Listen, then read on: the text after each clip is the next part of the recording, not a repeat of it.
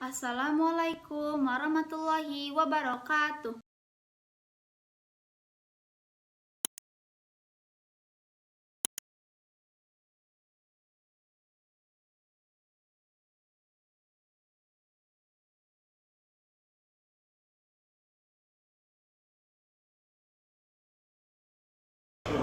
Bismillahirrahmanirrahim.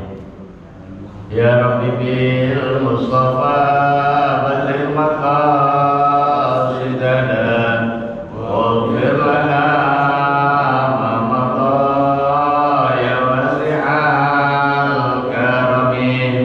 Ya Rabbi bil Mustafa balligh maqasidana waghfir lana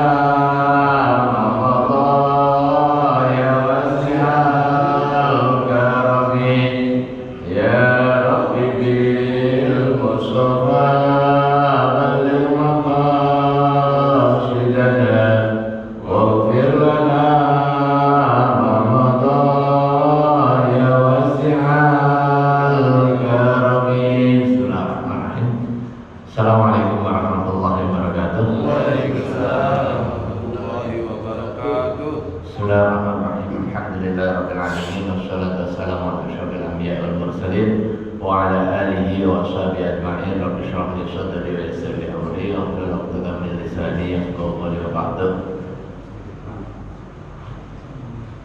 Jamaah salat subuh rahimakumullah, marilah kita mulai pengajian rutin kita di setiap ahad pagi ini dengan bacaan kitab. Seraya kita berdoa kepada Allah Subhanahu wa taala, mudah-mudahan kita terus diberikan daun sehat wal afiat, diberikan yang bermanfaat, maslahah dunia wal akhirat, diberikan kemudahan segala urusan kita, urusan dunia dan juga urusan akhirat kita. Ini yang wala dunia dan salihah ila hadratin Nabi Mustafa sallallahu alaihi wasallam. Syaikhul Fatihah. Bismillahirrahmanirrahim. Alhamdulillahirabbil alamin arrahmanir rahim maliki yaumiddin. Iyyaka na'budu wa iyyaka nasta'in ihdinas siratal mustaqim siratal ladzina an'amta 'alaihim ghairil maghdubi 'alaihim waladdallin. Amin. Kita lanjutkan pasal baru dari bab taharah kita, bab bersuci, menghilangkan hadas, dan ini secara khusus ini bab soal etika masuk kamar mandi. Bismillahirrahmanirrahim. Qala al-mu'allif rahimahullahu ta'ala wa nafa'ana bi ulumihi fi ad-darain. Yuqaddimu dakhilul khala'i yasarahu. Yuqaddimu mendahulukan dakhilul khala'i, orang yang masuk ke kamar kecil, ke kamar gede juga ya, toilet. Yasarahu, kaki yang kiri. Wal khariju, sementara ketika keluar, orang yang keluar, yaminahu, kaki kanannya. Apa manfaatnya? Ya sudah, itu given. Tetapi secara simbolik bahwa masuk ke tempat kotor ini ya biasanya banyak godaannya. Banyak setan di situ, banyak jin di situ, ya. Kan jin setan itu senangnya di tempat kotor, ya, kira begitu. Kalau di tempat yang baik kan senang dia. Makanya kalau tempat terbaik untuk kepentingan kita kontemplasi ya di masjid. Nah kalau ke masjid kaki kanan. Kalau rumahnya pengen damai, ya kaki kanan. Rumahnya, cita-cita rumah kita kan baiti jannati. Maka itu kalau masuk ke rumah itu kaki kanan, dengan harapan memang tempat berlabuhnya rumah kita itu ya memang di rumah itu, tempat berlabuhnya keluarga, tempat istirahatnya kita itu ya di rumah. Maka itu dimanapun kita berada ya ujung pulangnya itu ya ke rumah. Rumah itu jadi magnet untuk mewujudkan baiti jannati, rumahku surgaku. Nah, rumah jadi surga itu kan tergantung penghuninya. Apakah itu jadi surga atau jadi neraka? Kalau di rumah berantem melulu, itu jadi neraka nantinya. kalau jengkingnya. Kalau jengking bisa kalau jengking beneran karena kotor, jorok, atau karena enggak tenang, enggak menenangkan di dalam rumah itu. Sebaliknya kalau tempat-tempat kotor itu biasanya disenengin setan. Maka itu kita disunahkan untuk cepat-cepat, jangan lama-lama di toilet, jangan lama-lama di kamar mandi. Di samping karena antri ngapain lama? Ya karena di tempat itu nggak baik, makanya kita nggak boleh baca Quran di dalam, nggak boleh zikrullah yang panjang menyebut asma Allah. Ini sengaja di toilet biar lama, biar nyaman, disediain buku di sini, dan bawa handphone lama, ngapain ini di toilet lama lagi jadinya itu kan? Jangan lama-lama. Kenapa di toilet nyari inspirasi? Iya. Biasanya inspirasi keluar katanya pas di toilet, kemudian pas ya pokoknya pas ngelamun gitu. Ya. Jadi yuqaddimu dakhilul khala'i yasarahu. Orang yang masuk toilet itu mendahulukan kaki kiri, wal khariju yaminahu, dan ketika keluar itu kaki kanannya. Maka itu memang nggak dianjurkan untuk berlama-lama. Ya secukupnya saja, secukupnya. Ya, tapi ya jangan cepet-cepet belum tuntas kemudian balik itu malah kocar-kacir gitu. Wala yahmilu dzikrallahi ta'ala, dan nggak membawa zikir pada Allah. Ini karena biasanya di kamar mandi itu banyak inspirasi, maka saya zikirnya di kamar mandi. Nggak boleh. Ada tempatnya masing-masing. Sebaliknya, cita-cita untuk tidur nyenyak kemana? Ke masjid. Kalau pas dengar pengajian. Cita-citanya di rumah susah tidur, udah ke masjid aja. Cita-citanya ke masjid untuk tidur karena di rumah susah tidurnya. Cita-cita. Iya, tapi memang karena banyak malaikatnya, banyak tiupan-tiupannya juga, sepoi-sepoi gitu. Tapi ya nggak apa-apa, yang niup ini malaikatnya. Wala yahmilu zikrullah, dan tidak membawa zikir pada Allah. Wa ya'tamidu jalisan yasarahu. Kemudian wa ya'tamidu, dan bertumpu jalisan ketika duduk yasarahu, kaki kirinya. Makanya ke toilet itu lebih banyak tumpuannya ke kaki kiri. Tumpuannya ke kaki kiri. Ini lebih banyak given, tetapi secara kesehatan juga ketemu sebenarnya. Secara kesehatan secara ketemu. Tumpuan ke kaki kiri itu lebih cepat keluar, nggak perlu banyak neden. Kayak kita tidur itu kalau miring, baiknya miring ke kanan, ala jambihil aiman. Coba kalau kita tidur miring ke kiri itu biasanya lebih ngap, capek itu, atau mungkin karena kebiasaan. Saya ngerasain kalau saya tidur itu harus kalau ya terlentang sesekali, tapi kalau lebih sering miring ke kanan. Miring ke kanan pakai bantalan, ya bantalan tambahin bantal tangan kanan gitu. Ala jambihil aiman. Itu bimbingan Rasulullah Shallallahu Alaihi Wasallam. Tetapi itu juga kompatibel dengan temuan kedokteran, temuan saintifik gitu. Kenapa? Karena posisi jantung terkait dengan posisi jeroan kita. Posisi jeroan kita. Wala yastaqbilu al-qiblata, dan enggak boleh menghadap kiblat. Wala yastaqbiluha, dan enggak munggungin kiblat. Jadi enggak boleh menghadap, enggak boleh mengunggungin. Ini berlaku secara mutlak kalau di tempat terbuka. Tetapi kalau di tempat tertutup, ya sebaiknya pada saat sebelum membangun arsiteknya dipanggil biar ngerti bagaimana arsitektur yang sesuai dengan ketentuan fikih, kira-kira begitu. Ini yang bagi yang mau bangun lagi ini Mas Sarwadi kalau mau bangun. Ya untuk anaknya, untuk cucunya diingetin gitu kan. Wala yastaqbilu al-qiblata, enggak menghadap kiblat, wala yastaqbiruha, dan enggak menghubungin kiblat. Ini tadi pas lagi nyiapin ini saya ngecek aja tadi ke ya udah benar ngecek. Wa yahrumani bis-sahra, dan haram hukumnya di padang terbuka yang buat lalu lalang orang gitu kan. Wa yab'ud wa yastatir. Wa yab'ud itu yang dipisahkan tempatnya. Kalau sekarang trennya di dalam rumah, di dalam dulu mungkin aneh ya kalau bikin WC itu di dalam rumah itu dulu aneh. Ya, makanya orang tua yang Pak Noto dulu WC-nya terpisah di rumah, sudah di dalam rumah, di luar biasanya, dan di luarnya jauh lagi kan biasanya, udah nggak ada listrik lagi.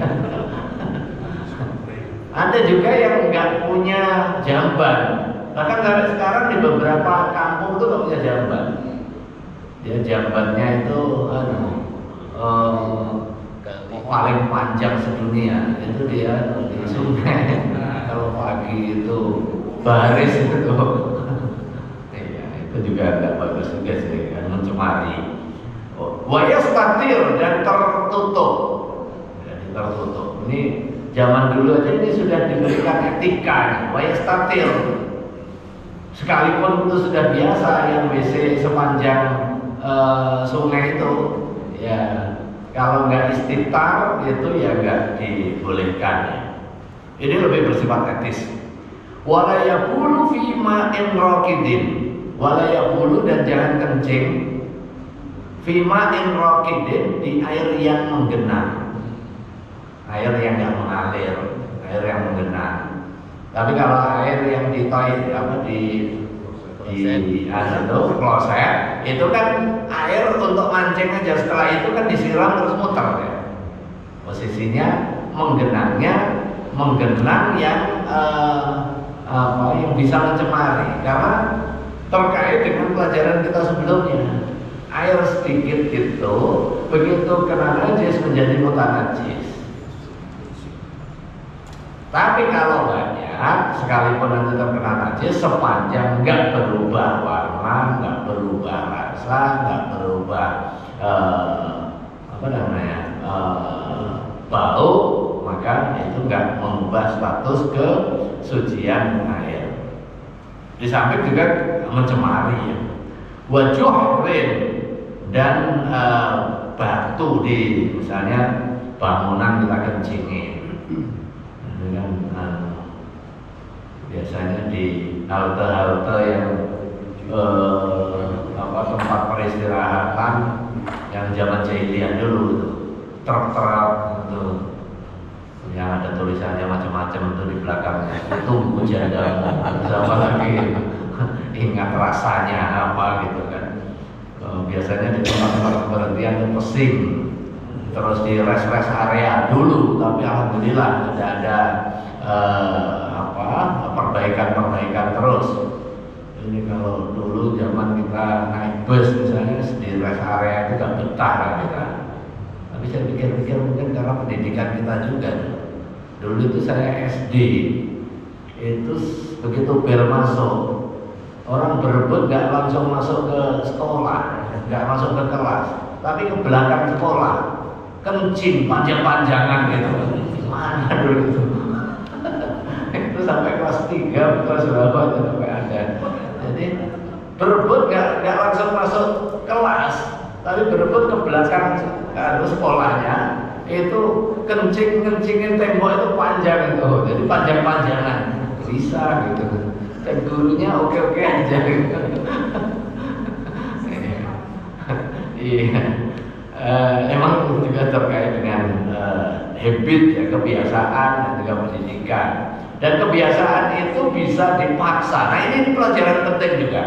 Termasuk juga kebiasaan kita untuk melakukan kebaikan-kebaikan itu awalnya dipaksa. Kita nggak bisa nalar dulu awalnya untuk nata habitnya penumpang kereta api.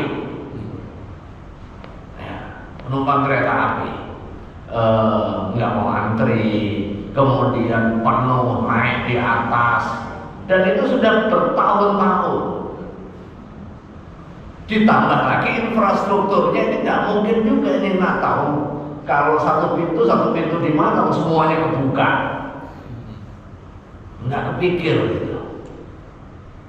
Tapi begitu ada proses rekayasa yang sangat ekstrim, dipaksain, akhirnya jadi habit sekarang.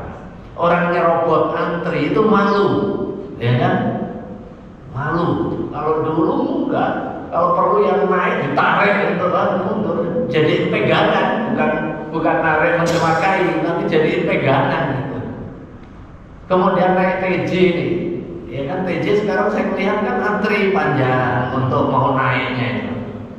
Itu kan nggak tiba-tiba, tapi dengan direkayasa, dipaksa dulu oleh sistem, kemudian ternyata bisa. Lama-lama kemudian menjadi biasa. Lama-lama kalau nggak antri jadi aneh. Nggak perlu lagi sanksi dihukum, tapi sanksi sosial, dilihatin aja itu udah nggak enak. Ini kan soal pembiasaan hal yang baik harus dipaksakan. Nah, demikian juga kebiasaan baik yang kita cita-citakan, yang mungkin agak susah, ya udah kita paksain diri kita. Puasa yang nggak diwajibkan oleh Allah Subhanahu Wa Taala, kita mau wajibkan diri boleh nggak? Boleh. Gitu. Kalau puasa Ramadan karena kita dipaksa oleh sistem, karena panggilan keimanan, mau nggak mau 1 bulan penuh kita puasa. Tapi begitu keluar Ramadan itu sudah berat nih, sudah mulai berat lah itu kan. Karena mekanisme pelaksanaan kita, karena faktor pemaksanya. Jadi kayak muterin diesel itu yang manual kan ditarik dulu kan. Nah, tariknya itu adalah pemaksa, pemantik sebenarnya. Idealnya begitu sudah terpantik, udah muter ini, idealnya sudah jalan sendiri. Tapi kalau udah soak mesinnya, ditarik muter, nggak ditarik berhenti. Ya kita nggak apa-apa butuh pemantik, tapi jangan sampai soak. Jangan sampai soak gitu mesin. Nah, puasa Senin Kemis awalnya mungkin kita paksain, tapi begitu ini sudah jadi, maka akan ada keanehan di dalam diri kita. Begitu hari Senin datang, kemudian kita nggak puasa, itu aneh aja di dalam badan kita. Sekalipun mungkin kita nggak sahur, tapi mekanisme tubuh kita itu sudah siap untuk puasa. Ya sebagaimana kita puasa Ramadan, begitu nggak sahur itu ya biasa-biasa saja, biasa-biasa saja. Tapi begitu nggak niat puasa, kita nggak sarapan aja, itu jam 10 sudah keroncongan itu perut itu. Itu kan terkait dengan mindset, bukan hanya terkait kondisi fisik, tapi terkait dengan mindset yang mempengaruhi kondisi fisik. Jadi artinya memang kekuatan pikiran itu punya dampak di dalam aktivitas fisik kita, termasuk urusan sakit. Urusan sehat itu ya bermula dari pikiran. Orang sakit juga bermula dari pikiran. Pikiran khawatir ini, nggak khawatir. Ya udah benar itu. Dan ini dikonfirmasi di dalam hadis qudsi yang kita baca beberapa kali di dalam pertemuan puasa kemarin tuh, ana inda dzanni abdi bi, saya kata Allah Subhanahu wa taala itu akan mengikuti prasangka hambaku terhadapku. Kalau khawatir nggak dapat rezeki, nggak dapat tuh. Kayak kita dianjurkan doa, tapi doanya ragu. Ya gimana mau ragu dengan dirinya? Apalagi orang lain gitu. Dia diminta untuk meyakinkan orang lain, tapi dirinya sendiri ragu. Nah, itu. Makanya ketika kita doa dianjurkan ud'ullaha wa antum muqinuna bil ijabah, dan mintalah kepada Allah pada saat kamu minta sertai dengan keyakinan bahwa doamu diijabah. Karena Allah sudah berjanji ud'uni astajib lakum, berdoalah, mintalah kalian, niscaya aku akan mengijabah. Pada saat kita doa wa antum muqinuna bil ijabah, dan kamu ya Allah atau kita kamu berdoa muqinuna bil ijabah, memiliki keyakinan di dalam diri untuk diijabah oleh Allah Subhanahu wa taala. Wa mahabbi rihin, dan tempat berhembusnya angin. Mungkin tempat orang istirahat di rest area, kemudian di tempat berhembusnya angin yang orang kalau di sawah itu di gubuknya untuk ya tempat istirahat. Wa mutahaddisin, dan tempat bercengkrama orang, tempat ngobrol, halte, ya kan, tempat ketemu, tempat ngobrol di kafe, ya kan, kafe tempat ngobrol. Wa tariqin, dan di jalan, ya kan juga tiba-tiba kepleset kita, kepleset. Termasuk membiarkan hewan piaraan buang air sembarangan, nah ini juga nggak boleh. Wa tahta musmiratin, dan di bawah pohon yang berbuah. Jangan atas nama ini nanti buat pupuk sekalian, buat pupuk sekalian, nggak boleh. Wala yatakallam, dan nggak boleh ngomong. Nah ini bawa handphone, remote telepon, zoom dibawa ke toilet itu gimana? Wala yastanji bima'in fi majlisihi, wala yastanji, dan tidak istinja bima'in, dengan menggunakan air fi majlisihi, di tempat duduknya. Wa yastabri'u minal baul, kemudian terbebas enggak bersuci dari air kencing. Wa yaqulu inda dukhulihi, kemudian berdoa ketika masuk. Doanya bismillahi Allahumma inni a'udzubika minal khubuthi wal khaba'ith. Karena di dalam itu banyak setannya, yang berdoanya bukan Allahumma inna nas'aluka seperti kita masuk masjid kita minta, tapi inna na'udzubika, inni a'udzubika, ya Allah sesungguhnya saya berlindung padamu dari apa?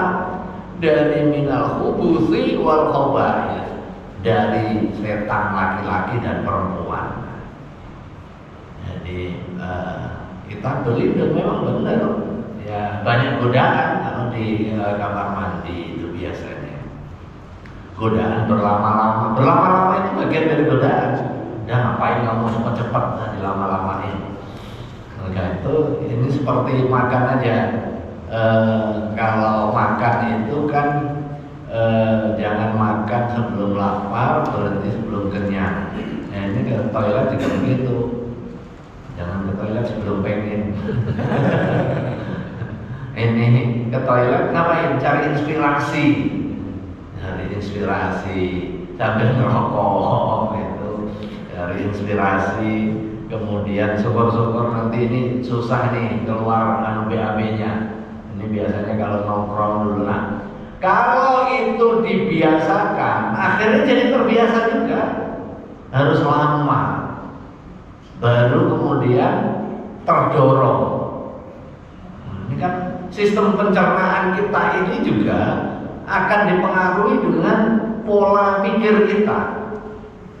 Pola pikir kita, termasuk juga nanti akan menyesuaikan dengan siklus kita. Siklus makan, siklus istirahat. Kalau kita ada di sini subuhnya jam 5 misalnya ya, atau setengah 5. Setelah itu kita sarapan. Nah, ngikutin siklus nih. Siklus kebiasaan kita bangun, kemudian kita berpikir juga. Nah, ini biasanya jam segini nih BAB. Itu lama-lama akan jadi itu siklus. Begitu kita bergerak, misalnya haji lah, umroh, kan selisih 4 jam nih siklusnya. Ini awalnya akan jet lag. Jet lag mulai dari pikiran, mata, termasuk juga mekanisme pencernaan kita. Bagi yang cepat biasanya ya cepat melakukan adaptasi. Nanti yang biasanya BAB-nya habis subuh, di sana nanti juga akan habis subuh. Tapi kan akan ada penyesuaian, kayak jam itu penyesuaian gitu. Ritme kita juga akan ada penyesuaian. Kan selisih 4 jam. Jam kita biasa tidur jam 8 misalnya, atau jam 10, di sana berarti kan masih jam 4 sore. Itu udah ngantuk gitu bawaannya biasanya. Tapi mungkin sehari 2 hari nanti akan ada penyesuaian. Termasuk juga penyesuaian BAB-nya. Karena akan ada penyesuaian juga ritme makan. Nah, itu memang kondisi tubuh kita ini akan menyesuaikan, adaptif, fleksibel sebenarnya. Yang nggak fleksibel itu ketika cara pandang kita nggak switch on, nggak mengubah. Nah, disinilah pentingnya mengubah mindset, mengubah cara berpikir yang nanti akan berdampak kepada perilaku kita, pada kebiasaan keseharian kita. Yang berikutnya mana tadi? Wa yaqulu 'inda dukhuli bismillahi Allahumma inni a'udzubika minal khubuthi wal khaba'ith. Atahasson minasyaiton. Saya berlindung dari syaitan. Hakadha yaktubu bil wa inna ma'udhifat min bismillahirrahmanirrahim bi kathrati takarruriha. Yang berikutnya wa inda khurujihi, dan ketika keluar dari kamar mandi, dari toilet, ghufranak alhamdulillahilladzi alhaba anni al-adha wa afani. Ghufranak, ya permohonan maafmu ya Allah. Jadi intinya istighfar, saya meminta ampun kepada Allah. Alhamdulillah. Nah, itu setelah tuntas semuanya, selamat nih. Selamat dari buang kotoran, karena kotoran yang gak terbuang akan jadi penyakit. Jadi harus imbang itu antara pemasukan dengan pengeluaran, itu udah harus imbang tuh. Jadi ibarat tubuh kita ini adalah toren itu. Jadi toren air itu kalau masuk terus nggak ada pengeluaran tuh lubernya ke jalan-jalan yang nggak motak, luber. Tapi kalau keluar aja nggak ada pemasukan, dia kurus kering, ya, itu ya nggak akan ada. Apalagi kalau nggak ada asupan gizi, sementara anggota tubuh kita ini butuh asupan, maka yang akan gerogoti apa yang bisa digerogoti, apa yang bisa digerogoti. Nah, sebaliknya kalau sesuatu mungkin ada kondisi kelainan sudah terlanjur gerogoti, ada satu jenis makanan yang menyebabkan tumbuh suburnya penyakit, ya kemudian itu jadi tempat tumbuhnya penyakit. Makanya memang harus mulai dari pikiran. Nah, pikiran itu dipicu oleh apa? Oleh ketenangan. Salah satunya dengan aktivitas ibadah. Makanya ala bidzikrillah tatmainnul qulub. Ketahuilah bahwa zikir kepada Allah itu akan menenangkan jiwa. Nah, itu kan. Ketenangan jiwa salah satunya dengan zikir. Inna sholata tanha 'anil fahsya'i wal munkar. Sesungguhnya sholat mampu mencegah perbuatan keji dan munkar. Dimulai dari mana? Dari pikiran.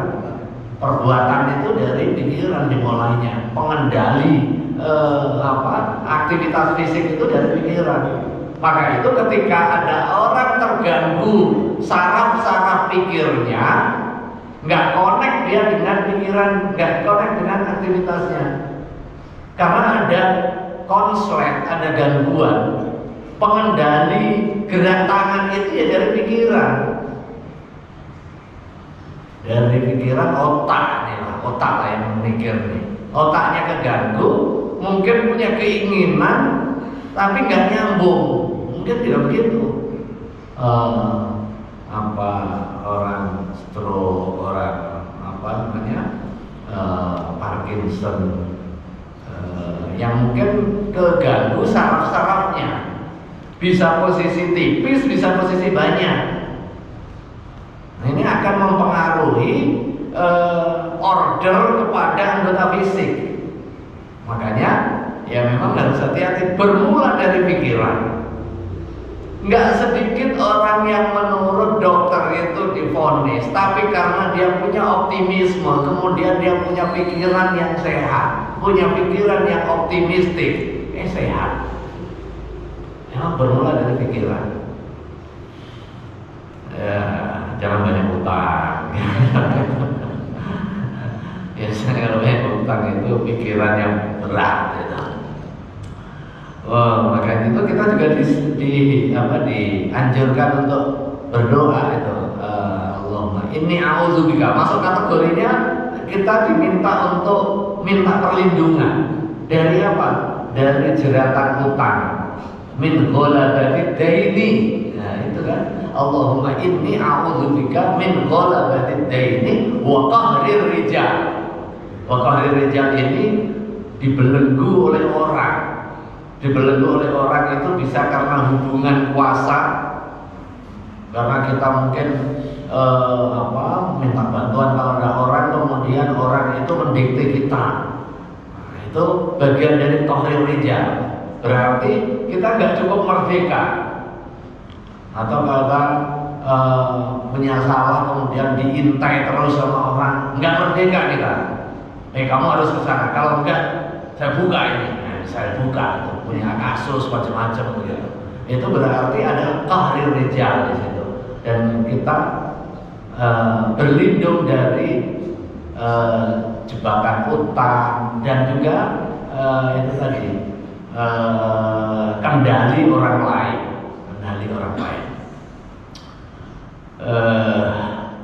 Alhamdulillahilladzi azhaba. Alhamdulillah, segala puji bagi Allah alladzi azhaba, yang menyebabkan pergi anni dariku al-adza, penyakit, wa afani, dan memberikan keafiatan, kesehatan. Bisa BAB itu kan harus disyukuri gitu kan. Makanya alhamdulillah. Yang pertama isti'adzah. Ya Allah, saya berlindung dari godaan macam-macam, termasuk godaan gak bisa keluar nih. Lagi-lagi sesuatu yang keluar di dalam diri ini banyak dipicu oleh pikiran kita. Satu contoh kalau mau bukti, pada saat kita mau check up, general check up gitu, habis ambil sum darah, setelah itu ambil urin, kita ini habis kencing nih. Tapi begitu kita diminta urin, kita ke kamar mandi, keluar aja sih, ya kan? Kecuali akan keluar. Saya biasanya begitu. Oh, ini udah habis kencing tadi itu, baru tahu diminta untuk tes ambil urin, keluar juga. Bermula dari pikiran, keluar gitu. Sekalipun baru. Tapi sebaliknya kita tahan, tapi takut nggak keluar. Takut nggak keluar, pikiran. Nah, pikiran. Karena kalau bapak-bapak itu kalau hubungan sama suami istri itu pikirannya jangan pikiran utang. Wajibu dan wajib al-istinja'u bima'in aw hajar. Wajib istinja. Kalau habis buang air dia bersuci. Jangan kayak hewan begitu buang setelah itu selesai. Apalagi selesai nggak dibuang lagi, nggak di flush, nggak dibersihin. Itu udah kayak hewan menyebabkan itu bukan nih syaitan yang rajim menyebabkan orang kebauan nanti, meninggalkan jejak yang nggak karu-karuan bagi pengguna. Ya kalau itu dia pengguna terakhirnya, gitu. Kayak penghuni terakhir, ya pengguna terakhir. Tapi kan setelah itu pasti akan ada orang yang memanfaatkannya. Maka itu yang pertama harus dipastikan bersih dari diri kita, dari tubuh kita, dan bersih dari tempat yang nanti akan dimanfaatkan oleh orang. Nah, penyebutan etika pelaksanaan terkait dengan tempat tadi lebih banyak kepada etika sosial. Nggak boleh di tempat terbuka, nggak boleh di tempat peristirahatan, nggak boleh di pepohonan. Ini kan lebih bersifat etika sosial. Etika di dalam hubungan sosial, etika kepada lingkungan, jangan sampai mencemari. Nah, tahap yang berikutnya, begitu istinja harus dibersihkan. Dibersihkan dari sisa-sisa kita, dibersihkan dari sisa-sisa untuk orang lain. Caranya gimana? Bimain dengan air. Tapi kalau nggak ada air kayak di banyak toileters itu gimana? Au hajarin atau batu, benda keras. Nah, ini yang saya sedang mengkritisi dan membuat satu template bagaimana toileters yang memenuhi standar syar'i. Misalnya ada flash airnya, bagaimana mekanisme keluarnya air yang biasanya dicampur dengan wewangiannya ada di mana, itu lebih bersifat teknis. Nah, nggak sedikit toileters itu yang penggunaannya kucing-kucingan. Pas kita lagi kencing nggak keluar airnya, pas pergi dia keluar. Akhirnya kita tipu-tipu. Kita habis kencing, setelah selesai, kok nggak keluar-keluar? Kita pergi dulu deh, pergi sebentar, begitu keluar kita balik lagi. Kita manfaatkan air yang flash tadi untuk kepentingan bersuci. Akhirnya setelah selesai tugasnya dikatain itu toilet, rasain saya tipu bang. Nah, itu yang otomatis. Kalau yang nggak otomatis, yang pencatan itu relatif lebih enak. Dan sekarang sudah mulai ada pengembangan, termasuk juga wastafel yang untuk wudu. Ini kan kalau di beberapa tempat nggak ada tempat wudu, kita wudu di wastafel. Setelah itu ngangkat kaki, ya kan? Pengalaman ngangkat kaki. Sekarang sudah mulai ada yang mendevelop wastafel, ya wastafel tempat wudu, kemudian bawahnya ada jadi tempat kaki yang untuk tempat bersuci itu nggak perlu dengan ngangkat kaki. Ya kalau masih muda, kalau keluar udah kecil-kecilan di situ bisa jadi masalah. Wajibul istinja bima'in aw hajar. Wajib'uhuma afdal. Aw hajar di sini sifatnya seperti apa? Dia keras, bisa nyerap. Nah, seperti tisu gimana? Ya tisu bisa. Tapi caranya jangan tisu malah dibasahin. Dibasahin terus diusap-usap. Itu malah nggak memenuhi standar pensucian. Kalau mau tisu dibasahin, tapi kemudian diperas, dialirkan. Kalau itu bisa. Tapi kalau kayak tisu basah, jadi tisu dibuat tisu basah, ditambah air kayak tisu basah, dioles-oles depannya. Nah itu malah nggak memenuhi standar, karena kalau air sedikit itu harus dialirkan. Nah, cara mengalirkannya ya namanya mengalir. Tapi kalau mengalir sudah di anggota baru kemudian diratakan dengan cara diusap, boleh nggak? Boleh. Tapi kalau sejak awal diusap, misalnya ini air sedikit, kita taruh di tangan, setelah itu selesai baru diusap-usap. Nah itu usapan, nggak boleh. Di dalam proses wudhu yang diusap itu adalah kepala. Tapi kalau muka dibasuh. Bedanya basuh dengan usap.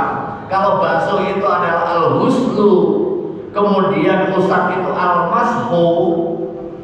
Kalau huslu mendatangkan air ke anggota tubuh, misalnya dikucurin ke anggotanya, setelah itu baru sekalipun nggak rata, diratain dengan tangan, itu diterusin diusap.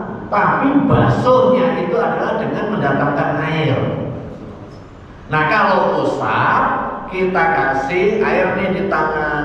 Setelah itu dilanjut, ini namanya musab, dilap, diusap ini, yang musab ini. Membasuh di tempat musab boleh, kayak gitu anggota tubuh kepala pada saat kita wudhu habis tangan, kita langsung keran, kita deketin kepala, berarti kan basuh ini, boleh nggak itu? Boleh. Tetapi mengusap di tempat yang harus dibasuh itu yang nggak boleh. Terus dari kepala ke telinga boleh sekaligus. Oh iya, itu nanti karena posisi telinga itu bagian dari yang diusap, bagian dari yang diusap, sama dengan rambut atau kepala itu asalnya kan maskur roksi, kemudian wamsahu biruusikum, kemudian dilanjut ke kepala karena satu sifat. Musab gitu, musab dengan musab. Kalau itu nggak apa-apa. Tetapi kalau mengusap di tempat yang harusnya dibasuh itu nggak boleh. Kayak kaki itu dibasuh, tangan dibasuh, muka dibasuh, kepala diusap. Jadi kepala diusap. Air yang seperti ini bisa nggak dibuat wudhu? Bisa. Karena yang dinamain basuh nggak harus full semua langsung diputerin itu enggak. Dibasuh di tempat area ini, kemudian diratakan dengan tangan. Al-hajarin atau batu tadi itu benda padat, wajah ma afdol. Menggunakan dua metode itu lebih utama. Tapi kalau salah satu gimana? Nggak apa-apa. Kalau nggak ada air, kita pakai benda keras tadi itu pakai tisu, boleh nggak itu? Boleh. Pakai batu boleh nggak? Boleh. Tapi masih ada itu, Ustaz. Ya kalau sekalipun masih ada itu dimakfu. Jadi nggak mesti habis semua sifat-sifat najisnya. Itu bagian dari marfuat. Tapi syaratnya misalnya kalau buang air besar misalnya, syaratnya nggak belepotan kemana-mana. Kalau belepotan kemana-mana ya kan nggak bisa batu semua gitu. Yang nggak keluar dari lubang lah gitu kan. Demikian juga kencing ya nggak kemana-mana, kira-kira begitu. Wa fi makna al-hajar, dan di dalam satu pengertian al-hajar atau batu, kullu jamidin, setiap benda keras, tohirin yang suci. Jangan benda keras tapi telepon. Telepon itu yang kotoran sapi itu. Kotoran sapi pada saat awal keluar itu kan ya lembek, dalam waktu tertentu ini keras nih, akan jadi keras. Biasanya itu dijadikan bahan baku untuk bakar ya, untuk bahan bakar. Kalau keras itu bahan bakar. Nah, sekalipun keras nggak bisa untuk bersuci karena nggak tohir. Kullu jamidin, setiap yang benda keras, tohirin yang suci, qoli'in yang mampu mencabut kotoran, ini yang bisa untuk membersihin, ghairi muhtaramin, yang enggak terhormat. Yang enggak terhormat itu apa? Yang enggak dimanfaatin, seperti gelas. Kita pepetin aja pakai gelas.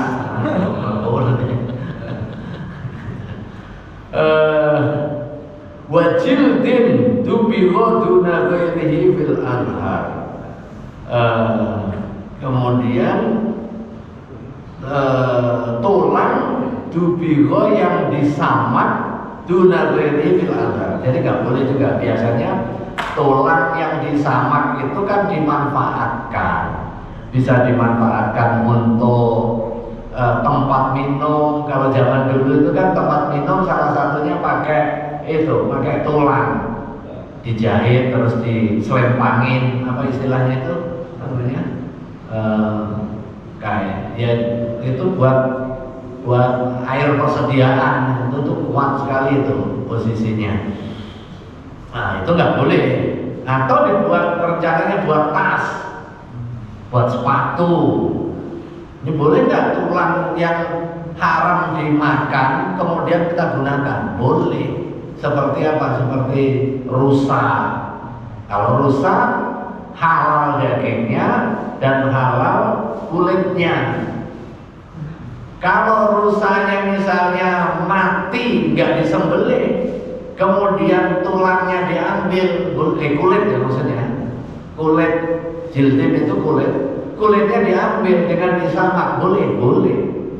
Termasuk juga sapi, kambing yang mati nggak disembelih, dia mati karena kegencet atau ketembak misalnya ya, dagingnya haram dan najis, tulangnya juga najis dan haram untuk dikonsumsi, tapi dia bisa disucikan dengan cara disamak. Nah, penyamakan itu hanya mengubah status dari najis jadi suci, tapi tidak mengubah status dari haram dikonsumsi menjadi halal dikonsumsi. Maka itu hati-hati juga kerupuk kulit. Nanti kerupuk kulitnya kulit bangkai. Jadi harus hati-hati juga. Kulit sapi sih, tapi kulit sapinya yang dari mana? Jadi harus jelas itu. Jangan melihat murahnya aja. Jangan murah itu dari sisa-sisa pabrik sepatu. Sisa-sisa pabrik sepatu dikumpulin kulitnya, ketahuan kalau dicuci. Ada aja modusnya itu di daerah Sidoarjo ya. Di Sidoarjo kan banyak pabrik kulit untuk bikin sepatu. Sekitar sana itu banyak kerecek kulit. Ini diduga kuat dari kumpulan sepatu, kan murah-murah lagi kan. Makanya jangan terkecoh dengan barang murah pokoknya sekarang.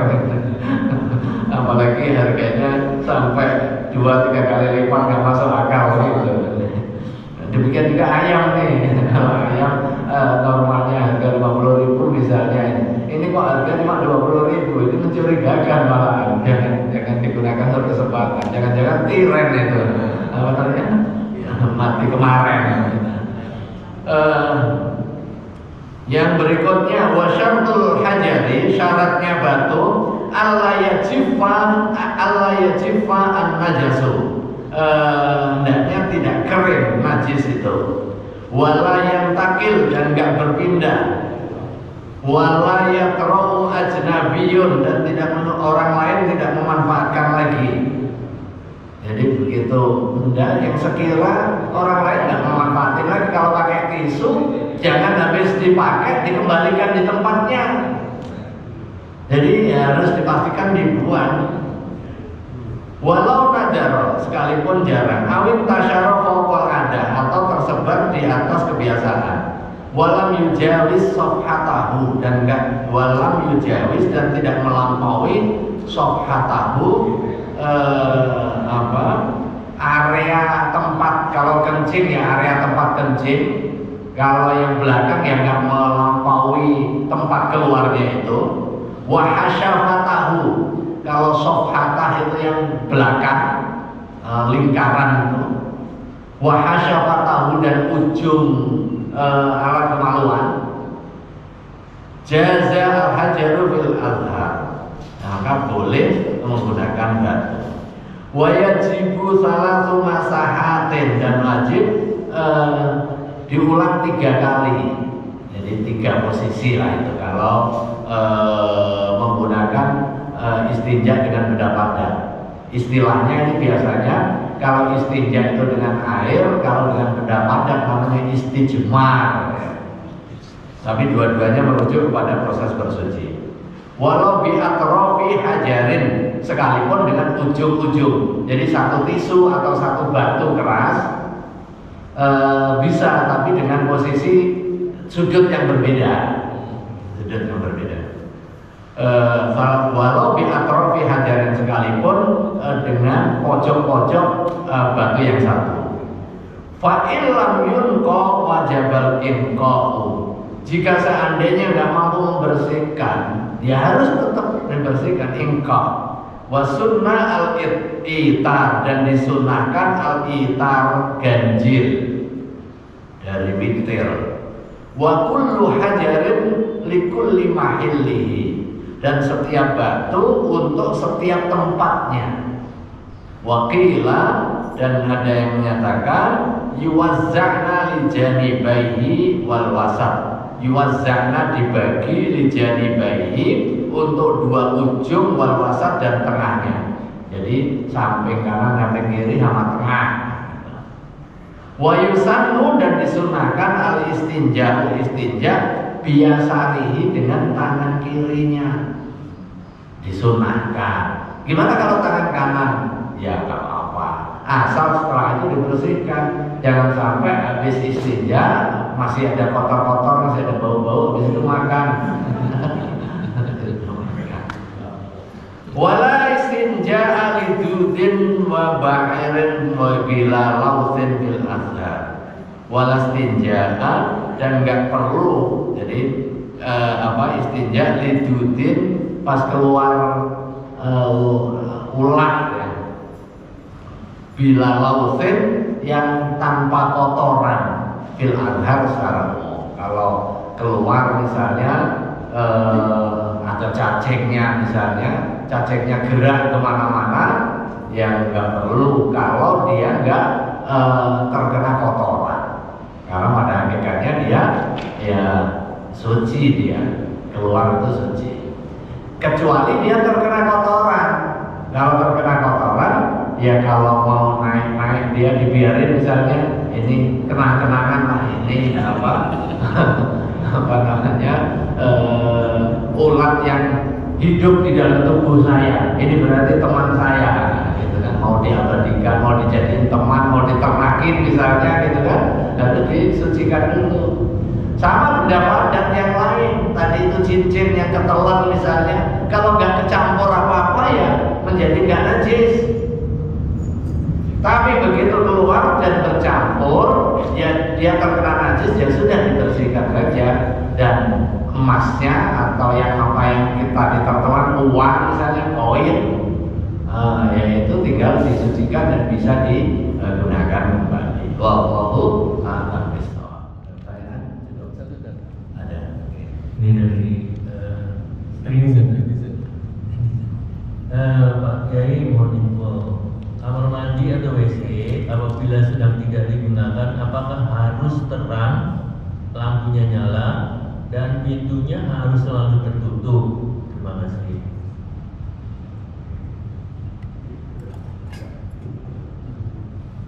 Kalau di dalam keterangan hadisnya nggak sampai disebutkan sedetail itu. Tetapi kenapa kebiasaan yang harus selalu tertutup itu? Karena secara umum tempat toileters itu kan kotor. Kotor dalam pengertian mindset. Bisa jadi dia bersih sekali, tetapi itu tempat membuang kotoran. Kira-kira begitu. Kalau tempat membuang kotoran kemudian terbuka sementara kita lagi makan, kan pasti akan berpengaruh pada suasana psikologis gitu. Sekalipun bersih, lebih mahal mungkin toiletnya hotel apa namanya Kempinski itu daripada rumah saya misalnya gitu kan. Tapi walau demikian dia tetap dianjurkan untuk tertutup karena itu soal etika. Kalau pas bangun rumah ya tempat makannya jangan dekat-dekat toilet, kira-kira gitu. Sekalipun bersih, boleh dekat dengan wastafel, gitu kan, untuk kepentingan cuci tangan dan lain sebagainya. Nah, harus terang atau harus mati, nah itu kan soal pilihan. Kalau ada yang bilang soal harus terang karena nanti kalau gelap kan setan senang gelap, nah, kan setan senang gelap. Tapi ini kan soal efisiensi, soal efisiensi. Ya kalau sudah nggak digunakan nggak boleh pemborosan. Itu secara umum kan juga begitu, termasuk juga masjid. Bukan berarti nanti malaikatnya nggak mau tinggal karena gelap kayak kuburan, ya enggak juga. Kalau nggak digunakan ya dimatikan. Kira-kira gitulah poinnya. Wallahu a'lam. Ada lagi cukup ya? Yes. Halo Mas Wan. Ya, kalau kita biasa suka kencing di mall, misalnya kan tempat kencingnya ada seperti itu ya, misalnya. Nah, ketika tadi itu kita nggak tahu bahwa itu saat itu ada yang melihat badan stepnya saja gitu ya, kita nggak berasa ya, kita ragu atau nggak tahu bahwa itu kan kadang kita yakin aja kalau orang pada kencing enak aja kan, padahal itu ada stepnya yang lampias misalnya. Nah, kita tuh tidak yakin ya bahwa itu suci kita nih, tapi kan emang tempatnya hanya seperti itu. Apa ketika kita sholat itu kita sah nggak sholat kita nggak tahu bahwa itu ada yang lampias gitu. Itu gimana? Ya, yang pertama balik kepada keyakinan kita. Hukum dasarnya itu ketika kita bersuci, ya ketika kita yakin sudah keluar semua dan sudah suci, itu statusnya suci. Kalau ternyata ada cipratan yang susah untuk direksa, susah untuk dicegah, itu masuk kategori al-ma'fuwan, dimaafkan. Kayak kita misalnya jalan dari rumah menuju masjid, kemudian hujan atau becek, terus ada cipratan yang ini beragam, di situ ada najis. Keciprat memang kelihatan keciprat, tapi susah untuk dijaga, itu bagian dari al-ma'fuwan. Jadi termaafkan. Itu ada istilah fikihnya umumul balwa. Apa kebiasaan atau kondisi umum yang susah untuk dicegah. Yang susah untuk dicegah. Berbeda halnya kalau kita yakin nih, yakin itu artinya ya ada evidence base-nya. Ini kena kuning-kuning dan dicium bau, ya mesti kena itu udah. Ya jangan dipaksain gitu. Jangan pura-pura ragu. Pura-pura ragu. Kalau udah apalagi gini, orang yang udah nahan kencing gitu kan, langsung antri, udah nyampe antri, kan pikiran kita mungkin pada saat lari dari tempat rapat misalnya, kemudian udah nahan, bisa nahan karena pikiran kita ini belum saatnya mau keluar karena belum di tempatnya. Begitu nyampe toilet, kita sudah yakin mau keluarkan, antri itu. Nah biasanya nggak ketahan ini, biasanya nggak ketahan karena pikiran kita kencingnya ya di situ. Nah begitu kebuka, belum sempat buka sempurna udah keluar. Nah itu ya sudah, ya itu najis. Jadi kira-kira begitu. Jangan kemudian beralibi, Kalau udah jelas ya nggak boleh dianggap ragu. Itu nggak ragu lagi kalau itu sudah yakin saya yakinnya. Tetapi kalau ragu atau memang ada cipratan ini, tapi cipratan itu yang umul balwa, yang biasa misalnya begitu kencing, kemudian flashnya, ternyata flashnya nyiprat-nyiprat nih. Karena ada kemungkinan nih airnya air bersih, tapi kemudian bercampur dengan air kotor. Karena airnya muter, maka itu pada hakikatnya adalah mensucikan. Ya, cukup ya kita akhiri. Satu pertanyaan. Oh, iya. Bismillahirrahmanirrahim. Saya mau menanyakan rumah yang walaupun di situ orang sholat dan mengaji, tapi rumahnya kotor dan jorok, apakah di situ tetap ada jin setan yang bersembunyi? Itu ke satu. Kedua, suka di tempat ruqyah itu ada orang yang katanya kemasukan ada jin perempuan yang jatuh cinta kepada laki-laki, atau sebaliknya jin laki-laki jatuh cinta kepada orang perempuan. Nah, apakah itu ada, Kiai? Mohon penjelasannya. Jazakallah.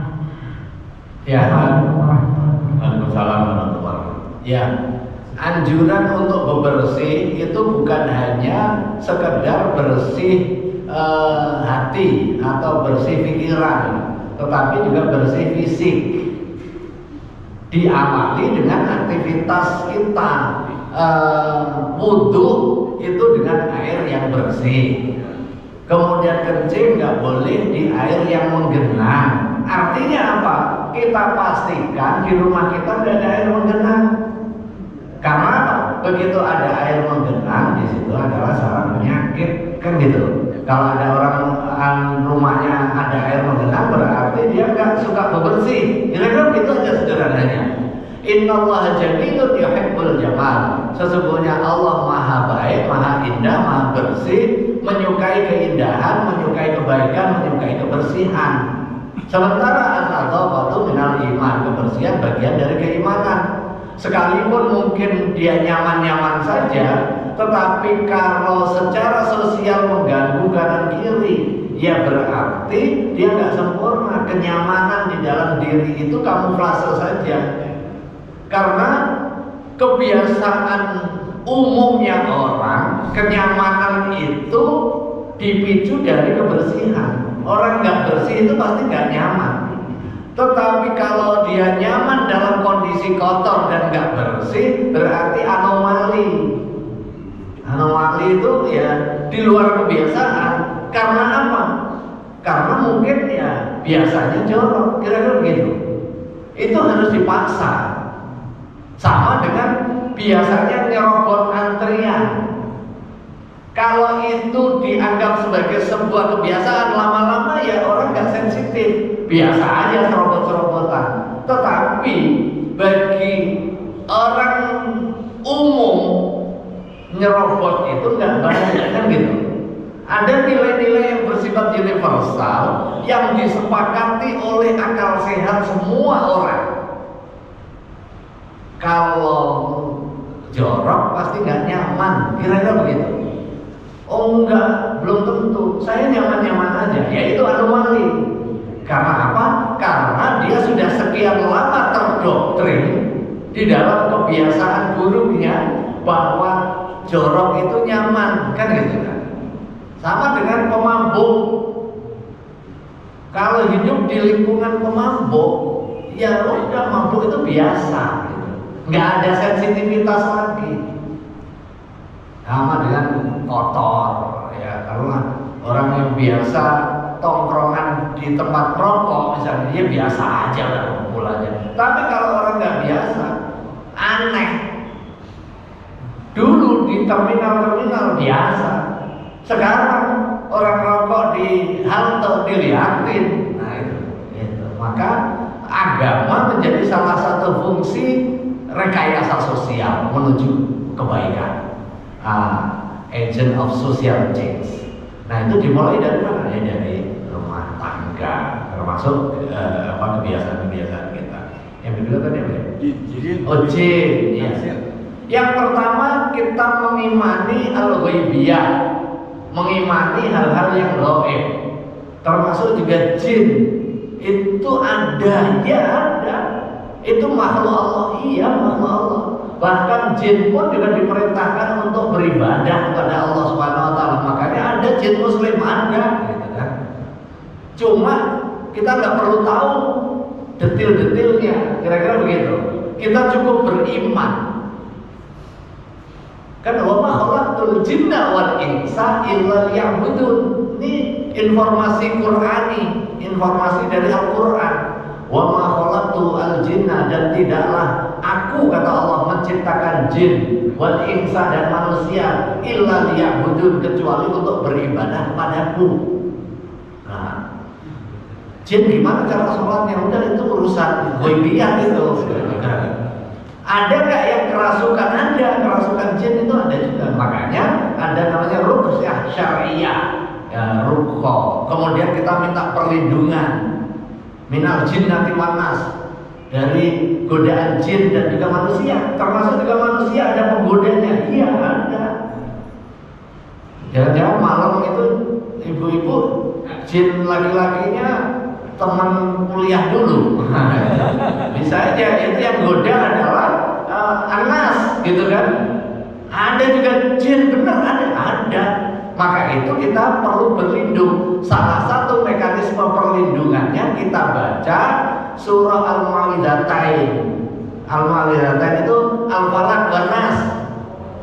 Qul a'udzu birabbil falaq min syarri ma khalaq wa min syarri ghasiqin idza waqab wa min syarri naffatsati fil 'uqad wa min syarri hasidin idza hasad. Kan saya berlindung, a'udzu birabbil falaq. Nah, kemudian yang kedua, qul a'udzu birabbin nas, malikin nas, ilahin nas, min syarril waswasil khannas alladzi yuwaswisu fi sudurin nas minal jinnati wan nas. A'udzu billahi minasyaitonir rajim. Qul a'udzu birabbin nas, a'udzu birabbin nas, saya berlindung dari Tuhannya manusia. Tuhannya manusia, Tuhan kita maksudnya, ya Allah Subhanahu wa taala. Yang terakhir apa? Minal jinnati wan nas. Siapa yang sering menggoda? Jin dan manusia. Manusia juga ada yang goda. Jin juga ada yang soleh. Ada.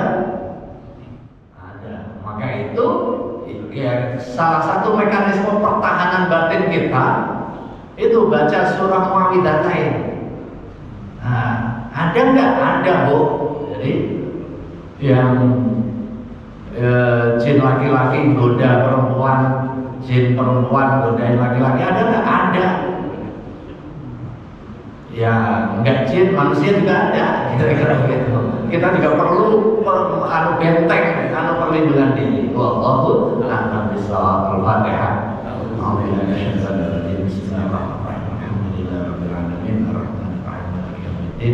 Iyyaka na'budu wa iyyaka nasta'in ihdinas siratal mustaqim siratal ladzina an'amta 'alaihim ghairil maghdubi 'alaihim waladdallin. Amin. Astaghfirullahaladzim, astaghfirullahaladzim, astaghfirullahaladzim. Allahumma shalli ala sayyidina Muhammadin hamdan yafi ni'amahu wa kafi mazidah. Ya Rabbana lakal hamdu kama yanbaghi li jalali wajhikal karim wa 'azimi sultanik. Allahumma ighfir lana wa li walidayna warhamhuma kama rabbayana shighara. Allahumma ighfir lana wa li ikhwanina alladhina sabaquna bil iman wa la taj'al fi qulubina ghillan lil ladzina amanu rabbana innaka ra'ufur rahim. Allahumma anfa'na bima 'allamtana wa 'allimna ma yanfa'una. Allahumma sahhil lana umurana fi dinina wa dunyana. Allahumma arina al-haqqa haqqan warzuqna ittiba'ahu wa arina al-batila batilan warzuqna ijtinabah. Allahumma inna nas'aluka khaira hadha al-yawm wa khaira ma fihi wa khaira ahlihi wa inna na'udzu bika min syarri hadha al-yawm wa syarri ma fihi wa syarri ahlihi. Rabbana atina min ladunka rahmatan wa hab lana min amrina rashada.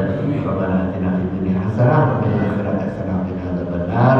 Subhana rabbika rabbil izzati amma yasifun wa salamun alal mursalin walhamdulillahi rabbil alamin. Assalamualaikum warahmatullahi wabarakatuh. Waalaikumsalam. Sallallahu